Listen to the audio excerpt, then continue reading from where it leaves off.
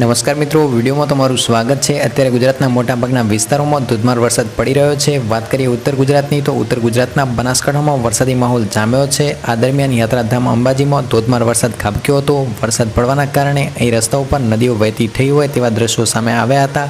બીજી તરફ રસ્તાઓ પર વહેતા પાણીમાં અમુક વાહનો પણ તણાયા હતા અને ધોધમાર વરસાદથી શહેરના રસ્તાઓ પર પાણી થઈ ગયું હતું। ઉલ્લેખનીય છે કે હવામાન વિભાગે શુક્રવારે જ ઉત્તર ગુજરાત, સાબરકાંઠા, બનાસકાંઠા સહિતના વિસ્તારોમાં ભારે વરસાદની આગાહી આપી દીધી હતી અને ધોધમાર વરસાદના પગલે ગલીઓ અને સોસાયટીમાં પાણી ભરાઈ ગયા હતા। ખાસ કરીને વાહન ચાલકોને મુશ્કેલી નડી હતી અને જિલ્લાના અનેક વિસ્તારોની અંદર શુક્રવારે વરસાદ પડ્યો હતો।